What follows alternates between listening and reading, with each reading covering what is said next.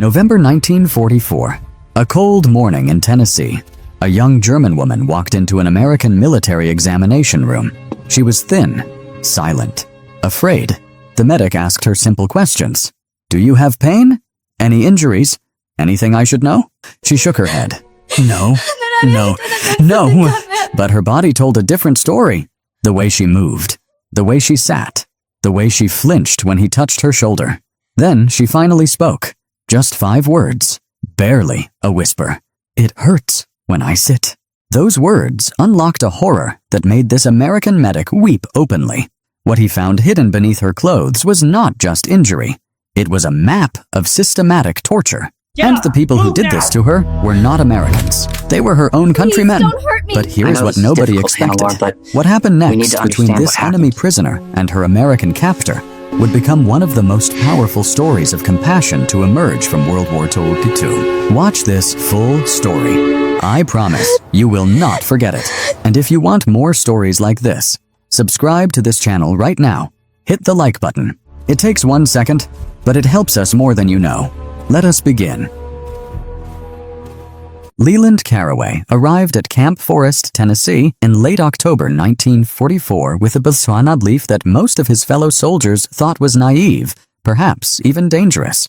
He believed that enemy prisoners deserved the same medical care as American troops, not because it was required by the Geneva Convention, though it was, not because it might win the war, though compassion sometimes did what bullets could not, but because Leland believed that suffering erased the lines drawn on maps, that pain spoke a language older than nationalism, and that a medic who chose his patients based on their uniform had abandoned the very oath he swore to uphold.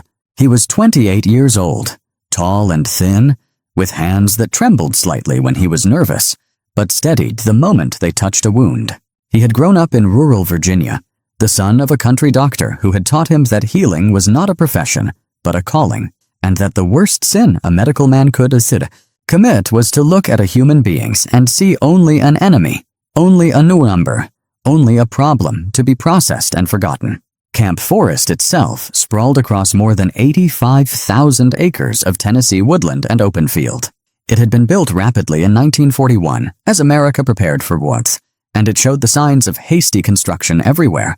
Barracks that leaked when it rained, medical facilities that were functional but far from modern, supply systems that worked most of the time but occasionally failed in ways that required improvisation and creativity. By November 1944, the camp held over 12,000 prisoners of war, mostly German and Italian soldiers captured in North Africa and Europe, men who had been shipped across the Atlantic in crowded transport ships and deposited into the American heartland, far from the battlefields where they had fought. But the women were different. Female prisoners of war were rare, complicated, and the camp administration had been preparing for weeks for their arrival. Special barracks had been designated. Female guards had been requested, though not enough had arrived. Medical protocols had been written and rewritten as officers tried to anticipate needs they had never encountered before. Leland had volunteered specifically for this assignment when he heard about it. His commanding officer, a gruff captain named Vickers, had looked at him with open suspicion. "You understand, these are Germans, Caraway. Women who served the Nazi war machine. They're not victims. They're enemies." Leland had met his gaze without flinching. "They're patients, sir, and if they're wounded or sick, they're my responsibility."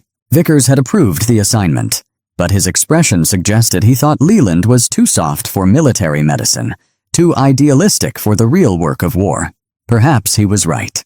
But Leland had seen enough suffering in the past 3 years, had treated enough shattered bodies and traumatized minds to know that cruelty was easy and compassion was hard, that the hard things were usually the ones worth doing. The night before the women were scheduled to arrive, Leland walked through the medical facility, checking supplies, preparing examination rooms, making lists of what he would need. The air was cold, carrying the scent of wood smoke from the barrack stoves and the sharper smell of disinfectant from the freshly scrubbed floors.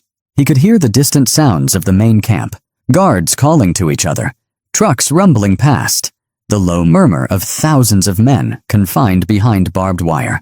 He thought about what these women might have experienced. The war in Europe had become a grinding nightmare of bombing raids and collapsing armies, Cities had been reduced to rubble. Millions of people had been displaced, starved, killed.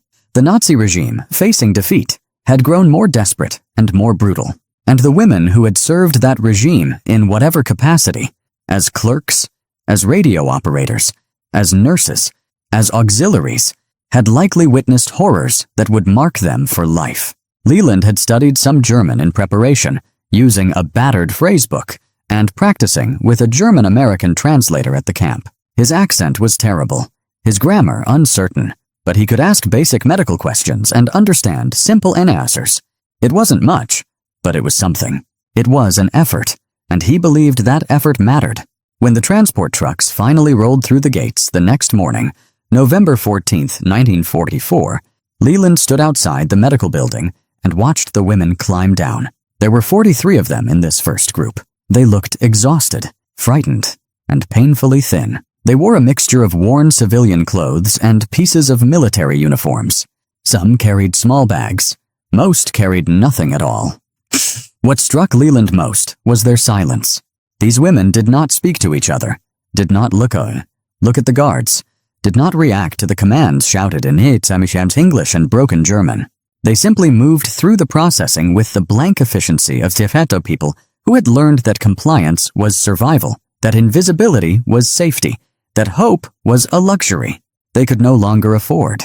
And Leland understood, watching them, that his real work was about to begin. The medical examinations began on the second day. After the women had been processed, photographed, assigned identification numbers, and given prison uniforms that were often too large or too small because the camp had not anticipated the range of sizes needed for female prisoners, Leland set up a rotation system, seeing patients one at a time in a small examination room that had been hastily converted from a storage closet. It had a wooden table, a single chair, a cabinet containing basic medical supplies, and a window that looked out onto the bare November trees. The first dozen women he examined showed the predictable signs of wartime deprivation. Malnutrition was nearly universal. Their bodies carried the evidence of months or years without adequate food, with visible ribs, hollow cheeks, and a general thinness that suggested their bodies had begun consuming themselves for fuel. Several had respiratory infections from exposure to cold and damp conditions. Others had dental problems, skin conditions, and the kind of minor injuries that had been left untreated until they became major complications. Leland documented everything carefully, prescribed what treatments he could with the limited supplies available, and referred the more serious cases to the camp physician, Dr. Oswin Carmody, a white-haired veteran of the First World War who had seen enough suffering to fill several lifetimes. But on the afternoon of the second day, November 15th, a young woman was brought to his examination room who was different from the others in ways that Leland could not immediately name, but could absolutely feel. Her identification card listed her as Hannelore Seidel, age 23, former clerk and radio operator at a coastal defense installation near Rostock. She had been captured by British forces in May 1944 and transferred through several POW camps before being selected for transport to America. The moment she entered the room, Leland noticed the stiffness in her movements, as if her body were made of something more fragile than bone and muscle, something that might shatter if she moved too quickly or bent in the wrong direction.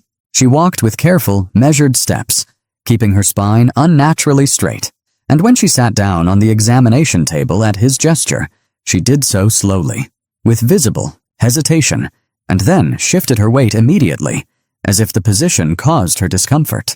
Her eyes never met his, not once. She stared at the floor with such intensity that Leland found himself glancing to see if there was something written there, some message that only she could read. Her hands were clasped tightly in her lap, the knuckles white with pressure, and her breathing was shallow and controlled, like someone who had learned to make herself as small and quiet as possible. Leland spoke to her in his halting German, introducing himself, explaining that he was going to perform a basic medical examination, asking her if she understood. Hannelore nodded once, a tiny movement of her head, but said nothing. Her silence was not the simple quiet of shyness or language barrier. It was something deeper, more deliberate, a silence that felt like a wall built brick by brick to keep the world out and her secrets in. He asked her the standard questions. Did she have any pain? Any injuries? Any medical problems he should know about? To each question, Hannelore responded with either a small shake of her head or a barely audible 9 that seemed to cost her enormous effort to produce. Her voice, when it came, was rough and unused, like a door hinge that had rusted from lack of movement. But Leland had been trained to observe, and observation was revealing things that Hannelore's words were trying to hide. When he asked her to take a deep breath so he could listen to her lungs, she complied, but he noticed the way she winced slightly, the way her left shoulder seemed to lock when she tried to expand her chest fully. When he gently touched her shoulder blade to position his stethoscope, she went rigid, her entire body tensing like an animal expecting a blow. "Does this hurt?" Leland asked in German, keeping his voice soft, keeping his hands light and visible. Another headshake. But her face told a different story. A muscle in her jaw twitched. Her breathing had become even more shallow, and when Leland pressed gently on the shoulder joint itself, asking her to move her arm forward and back, the movement was restricted, painful, and accompanied by a sound she could not quite suppress. A small intake of breath that spoke of agony being carefully managed and deliberately hidden. According to the Geneva Convention, prisoners of war were required to receive medical care equivalent to that provided to the captor nation's own forces. In practice, this meant that Leland had both the authority and the obligation to conduct thorough examinations, to document all injuries, to provide treatment. But he also understood that authority meant nothing to someone who had learned to fear it, that obligation could not override the deep human instinct to protect oneself by hiding. Vulnerability. He stepped back, giving Hannelore space, and spoke to her again in his careful German. "I am here to help you. You are safe now. If you are injured, I need to know so I can treat you properly." For the first time, Hannelore's eyes flickered up to meet his, just for a moment, just long enough for Leland to see what lived behind them. Fear, yes, but also something else. Something that looked like the terrible weight of a secret too heavy to carry alone, but too dangerous to share. Then her gaze dropped again to the floor, and the wall rebuilt itself, and the silence returned, thicker than before. Leland made a decision in that moment that would change everything that followed. He could have simply noted in Hannelore's file that she appeared healthy enough, that she showed signs of malnutrition like the others, and moved on to the next patient in the long line of women waiting to be examined. He could have accepted her silence as an answer, her denials as truth, her carefully constructed wall as something too solid to breach. But something in that brief moment of eye contact had communicated a plea that her words could not or would not speak, and Leland had spent too many years learning to read the oath, language of suffering, to ignore it now. "I need to examine your shoulder more carefully," he said in German, speaking slowly so she could understand each word. "I believe you have an injury there. It may be serious. I cannot help you if I do not know what is wrong." Hannelore's hands tightened in her lap. For a long moment, she did not move, did not speak, did not even seem to breathe. The examination room was so quiet that Leland could hear the wind moving through the bare branches outside the window, could hear the distant sound of guards shouting commands in the yard, could hear his own heartbeat pulsing in his ears as he waited for her to make a choice between continued silence and the terrifying vulnerability of truth. Finally, in a voice so quiet that Leland had to lean forward to hear it, Hannelore spoke, not in mingled words this time, but in a sentence that seemed to tear itself from her throat with physical effort. "Es tut weh wenn ich sitz." It hurts when I sit.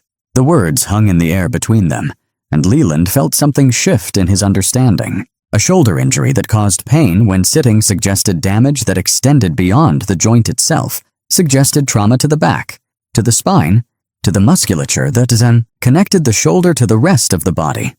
It suggested an injury that had been severe, that had been inflicted with force, and that had never been properly treated. "Can you show me?" Leland asked, keeping his voice gentle, keeping his movement slow and non-threatening, aware that he was asking her to cross a boundary that she had fought. Hard to maintain. Another long silence. Then, with trembling hands, Hannelore reached for the collar of her prison uniform shirt and slowly, painfully, pulled it down to expose her left shoulder and upper back. What Leland saw made his professional composure falter. The shoulder blade was misshapen, sitting at an angle that was not anatomically correct, suggesting that the bone had been broken and had healed improperly without medical intervention. The surrounding skin was marked with scars, long thin lines that had the distinctive appearance of wounds made by something sharp and deliberately applied, wounds that had been inflicted multiple times over an extended period. But it was the bruising that made Leland's breath catch. Even weeks after the original injury, the discoloration was still visible, a sickly yellow-green stain that spread across her shoulder and down her back, marking the ghost of violence that had been catastrophic in its force. Based on what he could see, Leland estimated that her shoulder had been struck with something heavy, a rifle butt, a club, perhaps a boot, with enough force to fracture the scapula and damage the surrounding tissue so severely that sitting upright compressed the injured area against the chair, causing the pain she had finally admitted to feeling. "Who did this to you?" Leland asked, though he already suspected the answer. Hannelor's voice, when it came, was flat and emotionless, as if she were reporting on something that had happened to someone else, in some other life, in some other world. "Ein Wachmann, a guard, at the labor camp where I was sent before the coastal station." "When did this happen?" March of this year, 8 months ago." 8 months she had carried this injury without treatment, without care, without even acknowledgement. 8 months of pain every time she sat down, every time she moved her arm, every time she tried to sleep. 8 months of keeping this secret because speaking about it might have invited more violence, more punishment, more attention from guards who saw prisoners not as human beings, but as objects to be used and discarded. According to records that would later be compiled by Allied investigators, more than 27,000 women passed through the Nazi labor camp system during the war years, serving in various capacities that ranged from clerical work to ammunition production to forced labor in factories and farms.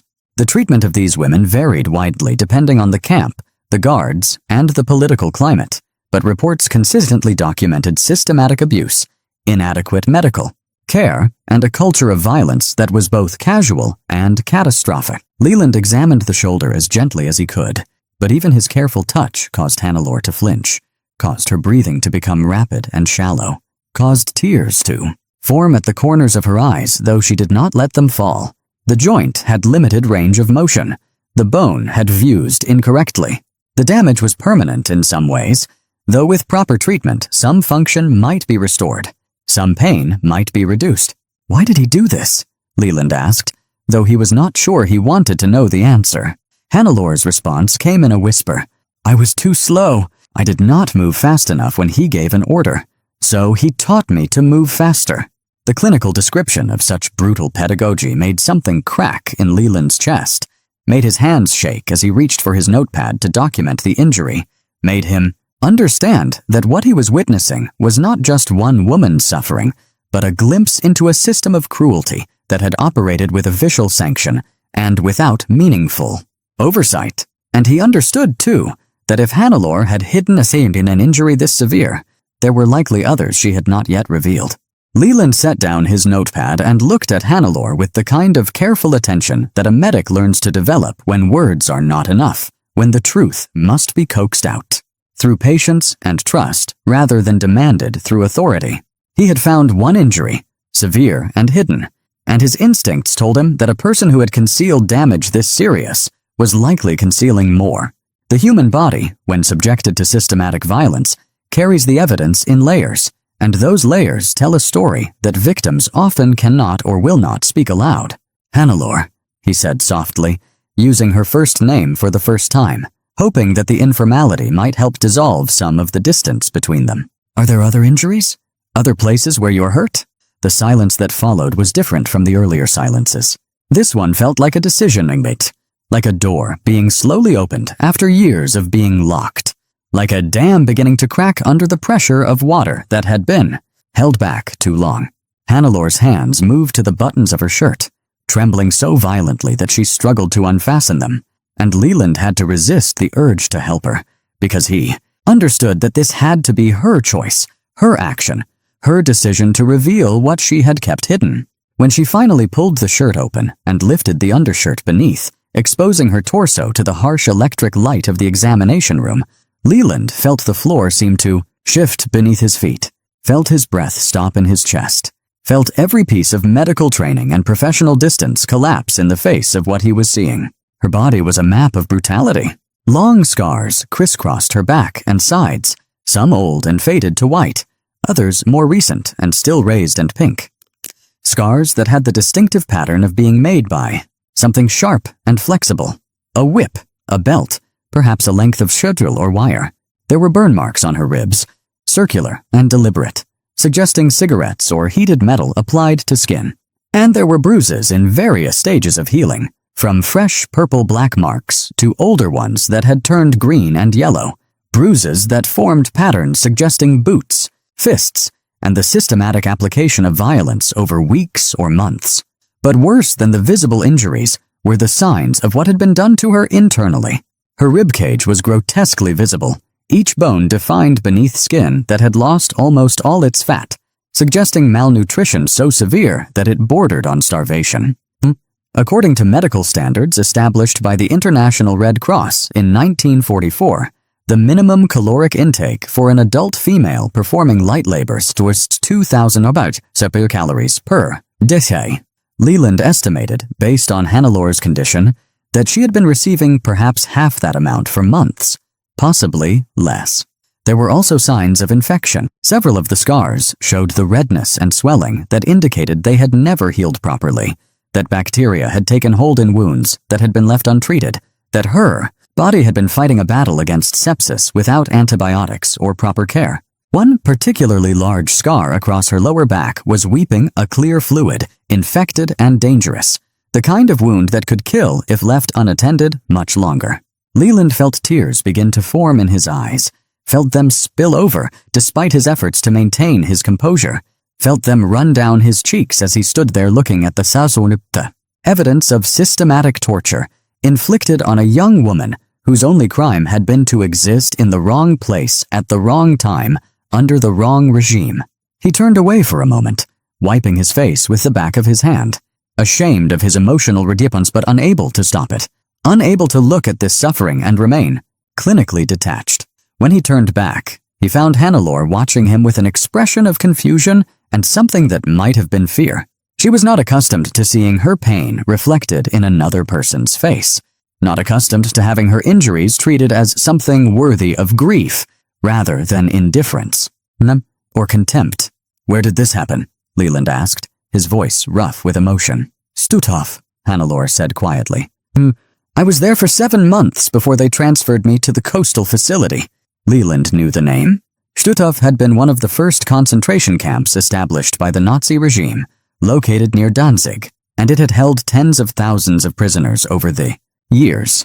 Political dissidents, Polish resistance fighters, Jews, and later, women who were deemed useful for labor war who had committed infractions against military discipline. The camp had a documented mortality rate of approximately 65,000 deaths out of 110,000 prisoners who passed through its gates between 1939 and 1945. Those who survived often carried injuries like the ones Hannelor was now revealing. "The guards there," Hannelor continued, her voice flat and emotionless again. "They did not need reasons. Sometimes they beat us because we were slow. Sometimes because we looked at them wrong. Sometimes because they were bored. And we were there. The casualness of the violence, the bureaucratic normalization of torture, the complete absence of accountability, these were the features of a system that had abandoned any pretense of human decency, that had given ordinary men extraordinary power and encouraged them to use it without mercy or restraint." Leland reached for his medical bag with shaking hands, pulling out antiseptic, bandages, and the limited antibiotics he had available. He would treat these wounds. He would document every injury. He would make sure that someone, somewhere, knew what had been done to this woman, and he would make certain that it would never happen to her again. The weeks that followed were a slow journey from darkness towards something that resembled light. Leland referred Hannelor to Dr. Oswin Carmody for comprehensive treatment of her more serious injuries, and together they developed a care plan that addressed both her immediate medical needs and the longer-term damage that years of abuse and malnutrition had caused. The infected wound on her lower back required daily cleaning and antibiotics, which were in limited supply but which Carmody authorized without hesitation after seeing the extent of her injuries. The malformed shoulder blade could not be fully corrected without surgery that was beyond the camp's capabilities, but physical therapy exercises helped restore some range of motion and reduce the constant pain that had become her companion. The nutritional recovery was perhaps the most visible transformation. Camp regulations required that prisoners of war receive rations equivalent to those provided to American base troops, approximately 3,500 calories a day for men and 2,800 for women performing labor. For Hannelore, whose body had been surviving on perhaps 800 to 1,000 calories daily during her time at Stutthof, this abundance of food was almost overwhelming. In the first 2 weeks, she struggled to eat more than small portions, her stomach having shrunk to accommodate starvation, her digestive system no longer accustomed to processing adequate nutrition. But gradually, meal by meal, her body remembered what it meant to be fed, and the hollow cheeks began to fill out. The visible ribs began to disappear beneath returning flesh, and the constant exhaustion that had marked her movements began to lift. Leland visited her regularly during this period, conducting follow-up examinations that were partly medical necessity and partly something else, something harder to name. He found himself thinking about her case during his off hours, wondering how she was sleeping, whether the nightmares that she had mentioned in passing were becoming less, whether the trust that seemed to be slowly building between them was real or merely the temporary gratitude of a patient toward a caretaker.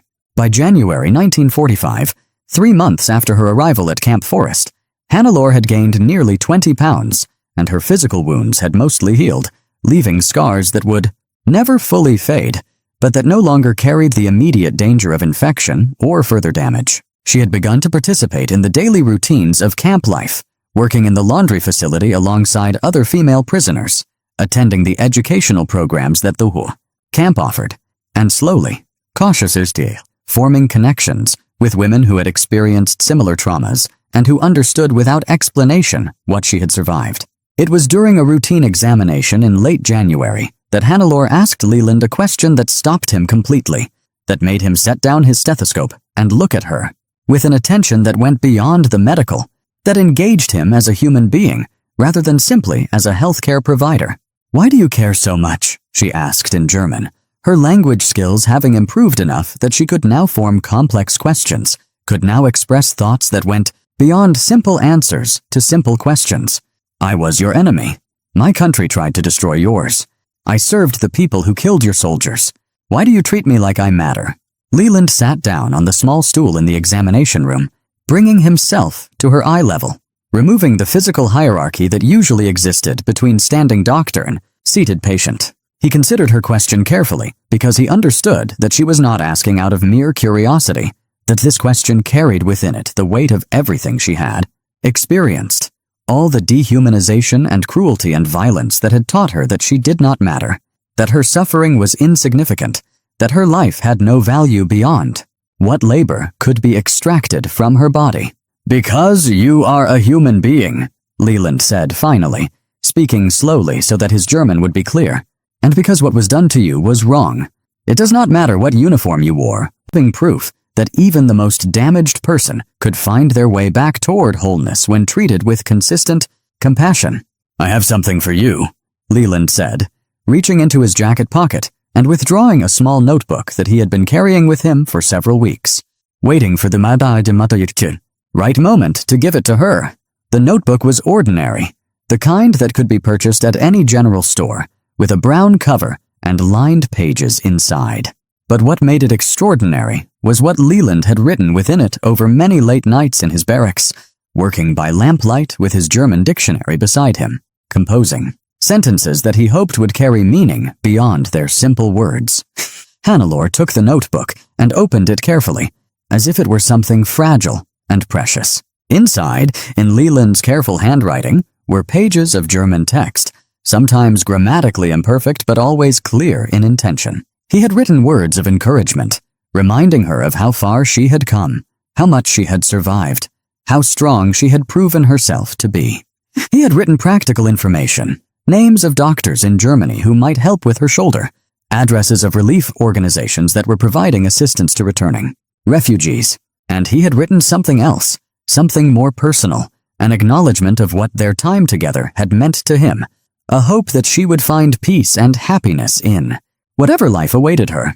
According to historical records, approximately 425,000 German prisoners of war were held in the United States during World War II, housed in more than 700 camps across the country. The treatment of these prisoners varied considerably, but the official policy established by the War Department emphasized humane treatment in accordance with the Geneva Convention, and many former prisoners would later describe their night in American captivity as surprisingly decent, sometimes even transformative. The medical care provided at camps like Camp Forest represented America at its best, a nation capable of extending compassion even to those who had served enemy regimes. Hannelore read through the notebook slowly, her lips moving slightly as she worked through Leland's German, tears streaming down her face, but a smile forming at the corners of her mouth. When she finished, she looked up at him with an expression that contained gratitude beyond what words could capture, an acknowledgement that he had given her something more valuable than medicine or treatment, that he had given her back a belief in human kindness that the camps had nearly destroyed. "I will never forget you," she said simply. "You showed me that not everyone with power uses it to hurt. You showed me that healing is possible. You saved my life, not just my body." Leland walked her to the transport truck on the morning of her departure, standing among the other medical staff who had gathered to say goodbye to patients who had become, in some strange way, part of their extended family. As Hannelore climbed into the truck, she turned back one final time and raised her hand in a small wave, and Leland raised his in return, holding the gesture until the truck disappeared down the dusty road and out of sight. He never heard from her again. Letters sent to the addresses he had were returned undelivered. The chaos of post-war Germany swallowed millions of people into uncertainty, and Hannelore became one more name among countless others whose ultimate fate remained unknown. But Leland carried her memory with him for the or what country you served. No person deserves to be tortured. No person deserves to be starved. No person deserves to have their body used as a place for others to express their cruelty. Hannelore listened to his words with an intensity that suggested she was not merely hearing them, but testing them, weighing them against everything she had learned about the world, trying to determine whether they could possibly be true. "But I am German," she said. "Your newspapers say we are all monsters. Your propaganda says we deserve to suffer for what our leaders have done." Leland shook his head. "You are not responsible for the crimes of your government. You are a young woman who was caught in a terrible war and who was hurt by people who had power over you. My job is to heal you. My choice is to see you as a person.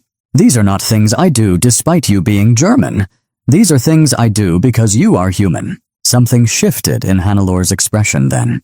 Something subtle, but profound, like a wall that had stood for years finally beginning to crumble. Her eyes filled with tears, and for the first time since Leland had met her, she allowed them to fall without shame, allowed herself to cry openly in the presence of another person, allowed the grief and trauma and accumulated suffering to pour out of her in sobs that shook her thin shoulders. Leland did not try to stop her tears or offer empty comfort. He simply sat with her, present and patient, bearing witness to her pain, understanding that this release was itself a form of healing that no medication could provide.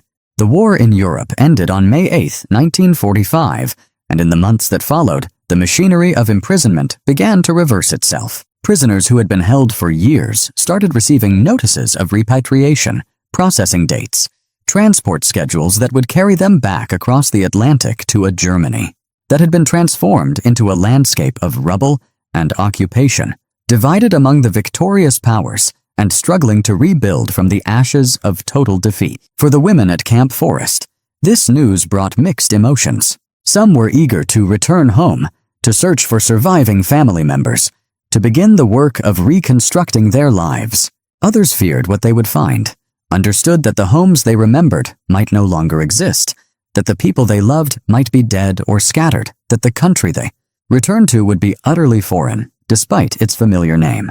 Hannelore received her repatriation notice in August 1945, informing her that she would be transported to New York, and then shipped to the British occupation zone in northern Germany, where she would be released to civilian authorities and allowed to make her way to whatever remained of her former life. She brought the notice to Leland during one of their regular meetings, now held not in the examination room, but in the small garden behind the medical facilities where they had begun taking walks together during his break periods. Leland read the notice and felt something complicated move through his chest, a mixture of relief that she would be free and sorrow that she would be gone, a recognition that the connection they had built over these months would soon be severed by an ocean and by the vastly different futures that awaited them. He had grown attached to her in ways that troubled him professionally, but that he could not deny personally. She had become more than a patient. She had become a testament to the possibility of healing, a rest of his life, through his return to civilian medicine in Virginia, through decades of practice as a country doctor like his father before him, through every patient he ever treated with the particular gentleness that he had learned was necessary when confronting hidden trauma. Her question echoed in his mind across the years. "Why do you care?" And his answer remained the same, spoken silently to every suffering person who sat before him. "Because you are human. Because your pain matters. Because compassion is the only response to cruelty that does not perpetuate it." In the end, the greatest weapon against dehumanization was simply the stubborn insistence on seeing each person as fully human, worthy of care, worthy of healing, worthy of hope. The story of Leland Carraway and Hannelore Seidel represents something essential about the human capacity for both cruelty and compassion. In the camps of Nazi Germany, ordinary people committed extraordinary violence against those they had been taught to see as less than human.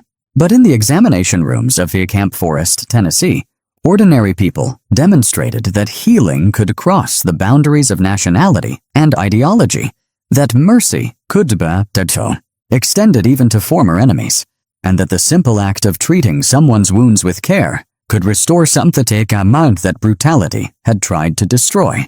This was not propaganda. This was daily life. And it reminds us that the choice between cruelty and compassion is made not once but continuously, in every encounter with another person's suffering.